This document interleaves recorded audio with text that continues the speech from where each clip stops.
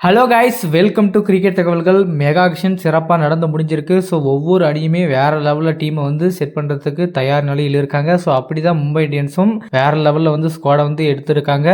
So நிறைய பிளேயருக்கு வந்து ஆக்ஷனில் சூப்பராக வந்து பிட் பண்ணியிருக்காங்க. நிறைய பிளேயரை வந்து நல்ல பிளேயரையும் வந்து தட்டி தூக்கியிருக்காங்க. ஸோ இதை வச்சு நம்மளுடைய ப்ராடக்ட்டில் பார்த்தீங்கன்னா மும்பை இந்தியன்ஸுடைய பிளேயிங்கில் வந்து செட் பண்ணியிருக்கோம். ஸோ இந்த பிளேயிங்கில் வந்து எப்படி இருக்குது அப்படின்றத நம்ம பார்க்க போகிறோம். ஸோ வீடியோ ஸ்கிப் பண்ணாமல் கடைசி வரைக்கும் பாருங்கள். வாங்க வீடியோக்குள்ளே போகலாம். ஸோ இந்த லிஸ்ட்டில் பார்த்தீங்கன்னா டாப்பில் இருக்கிறது ரோஹித் சர்மா ஓப்பனிங் ஆட போறாரு இந்த சீசன்ல. ஸோ மும்பை இந்தியன்ஸ்ல வந்து ரோஹித் சர்மா எந்த அளவுக்கு இம்பார்ட்டன்டான ஒரு பிளேயரா இருக்காரு அப்படின்றது எல்லாருக்குமே தெரிஞ்சிருக்கும். ஸோ ரோஹித் சர்மாவை பார்த்தா 2024 வந்து ஏற்பட்ட ஒரு சில மிஸ் அண்டர்ஸ்டாண்டிங்னால 2025 சீசன்ல வந்து கண்டிப்பா மும்பை இந்தியன்ஸ்ல நான் பிளே பண்றதில்ல அப்படின்னு சொல்லிட்டு ரோஹித் சர்மா சொல்லிட்டு இருந்தாரு. பட் இருந்தாலுமே கடைசி கட்டத்தில் பார்த்தீங்கன்னா மீண்டும் மும்பை இந்தியன்ஸ் அணியை வந்து அவரை வந்து ரிட்டர்ன் பண்ணாங்க. ஸோ இப்போ பார்த்தீங்கன்னா ஓப்பனரா வந்து களமிறக்க போறாங்க. ஸோ அவர் கூட பார்த்தீங்கன்னா ஒரு தரமான பிளேயர் தான் வந்து ஓப்பனரா களமிறங்க போறாரு.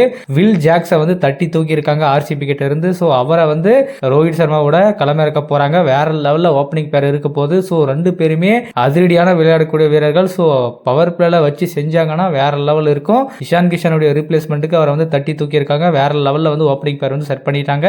ஸோ இவருக்கு அடுத்தபடியாக பார்த்தீங்கன்னா திலக் வர்மா இப்போ கரண்ட்ல வேற லெவல் ஃபார்ம்ல இருக்காங்க. ஸோ T20 கரியர்ல வந்து சும்மா தாறுமாற சதங்கள் வந்து விளாசிட்டு வந்துட்டு இருக்காரு. ஸோ அவரை வந்து மும்பை இந்தியன்ஸ் தக்க வச்சது எவ்வளவு பெரிய ஒரு முக்கியமான இம்பார்ட்டன்ட் பிளேயரா வந்து இப்போ அவங்களுக்கு புரிஞ்சிருக்கு. ஸோ இனிமே வரக்கூடிய எல்லா ஆட்டத்திலுமே திலக் வர்மாவுடைய ஆட்டம் வேற லெவல் இருக்க போகுது. ஸோ இவருக்கு அடுத்தபடியாக பார்த்தீங்கன்னா சூரியகுமார் யாதவ் இருக்க போறாரு. ஸோ எப்பயுமே சூரியகுமார் யாதவ் அவருடைய பொசிஷன் வந்து மும்பை இந்தியன்ஸ்ல பர்ஃபெக்டான ஒரு இடத்த வந்து பிடிச்சிருக்காரு. ஸோ இவருக்கு அடுத்து பார்த்தீங்கன்னா நமன்தார்ன்ட்டு சொல்லிட்டு ஒரு ஆல்ரவுண்டரை வந்து தற்பொழுது அந்த இடத்துல வந்து இறக்கியிருக்காங்க. ஸோ எல்லாரும் எதிர்பார்த்த ஹார்திக் பாண்டியா மும்பை இந்தியன்ஸ் அணியின் கேப்டன் ஆல்ரவுண்டர். ஸோ அவர் தான் வந்து கிட்டத்தட்ட 5வது 6வது இடத்துல வந்து பிளே பண்ண போறாரு. ஸோ அவர் சுச்சுவேஷன் தகுந்த மாதிரி எந்த இடத்துல வேணாலும் பிளே பண்றதுக்கான சான்சஸ் அவர் இருக்கு. அதுக்கப்புறம் ராபின் மின்ஸ் பார்த்தீங்கன்னா விக்கெட் கீப்பர் பேட்ஸ்மேனுக்கு வந்து ஃபிக்ஸ் பண்ணியிருக்காங்க. ஸோ இஷான் கிஷனுடைய ரீப்ளேஸ்மெண்ட்டுக்காக இவரை வந்து விக்கெட் கீப்பர் பேட்ஸ்மேனை வந்து செலக்ட் பண்ணியிருக்காங்க. ஸோ இவர் தான் வந்து இந்த சீசன் ஃபுல்லுமே பார்த்தீங்கன்னா மும்பை இந்தியன்ஸ் விக்கெட் கீப்பர் பேட்ஸ்மேனை வந்து விளையாட போறாரு. இவருக்கு அடுத்தபடியாக பார்த்தீங்கன்னா மிச்சில் சாண்டனர் சென்னை சூப்பர் கிங்ஸ்ல வந்து இருந்தாரு. வேற லெவலில் சென்னை வந்து யூஸ் பண்ணாம விட்டுட்டாங்க. பட் இருந்தாலுமே இந்த சீசனும் சாண்டனர் வந்து சென்னை சூப்பர் கிங்ஸ் பிக் பண்ணுவாங்க அப்படின்னு எல்லாரும் எதிர்பார்த்துட்டு இருந்தோம். பட் இருந்தாலுமே கடைசி நிமிஷத்தில் பார்த்தீங்கன்னா மும்பை இந்தியன்ஸ் வந்து சென்னை கிட்ட இருந்து தட்டி தூக்கிட்டாங்க. ஸோ ஒண்ணுமே பண்ண முடியாது. இந்த சீசன் வந்து மிச்சில் சாண்டனர் வந்து மும்பை அணிக்காக ஆட போறாரு. மும்பையில் வந்து அவருடைய பெர்ஃபார்மன்ஸ் எப்படி இருக்க போகுது, ஸோ சென்னை அணிக்கிட்ட அவருடைய ஆட்டங்கள் எப்படி இருந்ததோ அதே மாதிரி மும்பையில் அதை விட டபுள் மடங்கா இருக்க போகுது. ஏன்னா மும்பை இந்தியன்ஸ் வந்து அவங்களுடைய பிச் வந்து வேற மாதிரி இருக்குது. அதனால இந்தியன் பிச்சில் சாண்டனருடைய பவுலிங் வேற லெவலில் சப்போர்ட் பண்ணுன்றதுனால ஸோ மும்பை இந்தியன்ஸ் வந்து இப்படி ஒரு ஸ்பின்னரை வந்து பிக் பண்ணியிருக்காங்க.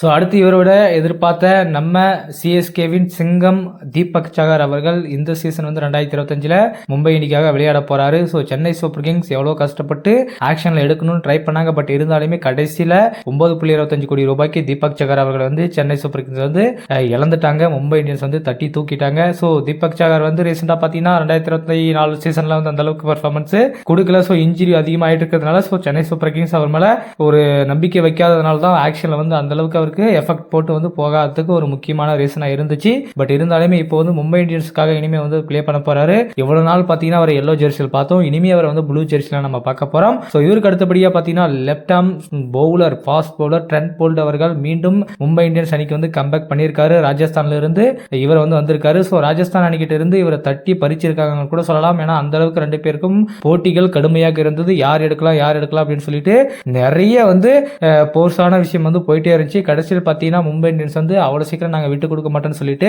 ஒரு லெப்ட் ஆர்ம் ஃபாஸ்ட் பவுலர் வந்து தட்டி தூக்கி இருக்காங்க. மீண்டும் கம்பேக் பண்ணியிருக்காரு ட்ரெண்ட் போல்ட் அவர்கள். ஸோ இவருக்கு அடுத்தபடியாக பார்த்தீங்கன்னா பும்ரா வேகத்தின் சுழல்னு கூட சொல்லலாம், ஏர்கர் கிங்னு கூட சொல்லலாம். வேற லெவலில் ஐபிஎல்ல பொறுத்தவரை ஆகட்டும் இன்டர்நேஷனல் பொறுத்தவரை ஆகட்டும் வேற லெவலில் பெர்ஃபார்மன்ஸ் கொடுத்துட்டு வந்துட்டு இருக்காரு. ஸோ இவர் தான் அடுத்த 11வது ஆவலா வந்து இடம் பிடிச்சிருக்காரு. ஸோ பும்ரா இருக்கா இல்லாத ஒரு பிளேயிங் லெவலே கிடையாது. கம்பல்சரியா அவர் இருக்க போறாரு. ஸோ அடுத்து பார்த்தீங்கன்னா முதல் போட்டியில் ஹார்திக் பாண்டியா அவர்கள் வந்து விளையாடுறதுக்கு தடை விதிச்சிருக்காங்க. மேபி வந்து இவர் கூட கேப்டன்சி பண்ணலாம், மேபி இல்லைன்னா சூரியகுமார் யாதவ் கூட கேப்டன்சி பண்ணலாம். ஸோ இந்த மாதிரி பல விஷயங்கள் வந்து போயிட்டு இருக்கு. ஸோ அடுத்து பார்த்தீங்கன்னா இம்பாக்ட் பிளேயர் ரூல்ஸ்னு ஒன்று இருக்கு. ஸோ அது இந்த ஆண்டும் வந்து கண்டினியூ ஆக போகுது. ஸோ அந்த ஒரு விஷயத்தினால பல மேட்சுகள் வந்து கையில் இருக்க மேட்ச் கூட தோத்துறோம், தோக்க வேண்டிய மேட்ச் கூட ஜெயிச்சிடறோம். ஸோ இந்த மாதிரி பல அணிகளுக்கு நல்லதா இருக்கு, பல அணிகளுக்கு அந்த விஷயம் வந்து ஒரு திருப்பு முனியா இருக்கு. அதனால வந்து என்ன பண்ண போறாங்க அப்படின்றது தெரியாது. ஏன்னா கண்டினியூஸா இனிமேல் வந்து இம்பாக்ட் பிளேயர் ரூல்ஸ் வந்து இருக்க போகுது. ஸோ அந்த 12வது ஆளா இம்பாக்ட் பிளேயர் ரூல்ஸா வந்து யார் யூஸ் பண்ண போறாங்க பார்த்தீங்கன்னா ஹல்லா காசின்ஃபரா வந்து இந்த இதில் வந்து இம்பாக்ட் பிளேயராக வந்து அவரை வந்து யூஸ் பண்ண போகிறாங்க மும்பை இந்தியன்ஸ் அணி. ஸோ இது தாங்க அவங்களுடைய ஸ்ட்ராங்கான ஒரு ஸ்குவாடாக இருக்க போகுது இந்த 2025 ஐபிஎல் சீசனுக்கு. ஸோ இந்த லிஸ்ட்டில் வந்து உங்களுக்கு பிடிச்ச பிளேயர் ஏதாச்சும் இருக்காங்களா? ஸோ ஏதோ உங்களுக்கு பிடிச்ச பிளேயர் வந்து லிஸ்ட்டில் இல்லை அப்படின்னாலும் சரி, இந்த ஸ்குவாடை வந்து பர்ஃபெக்டாக இருக்கா இல்லையா அப்படின்றத கூட உங்களோட கருத்துக்களை வந்து கமெண்ட்டில் சொல்லுங்கள். இல்லை உங்களுக்கு பிடிச்ச உங்களுக்கு பர்ஃபெக்டான ஒரு பிளேயிங் கூட கமெண்ட்டில் சொல்லுங்கள். ஸோ நெக்ஸ்ட் வீடியோ சந்திக்கலாம். Bye, see you guys.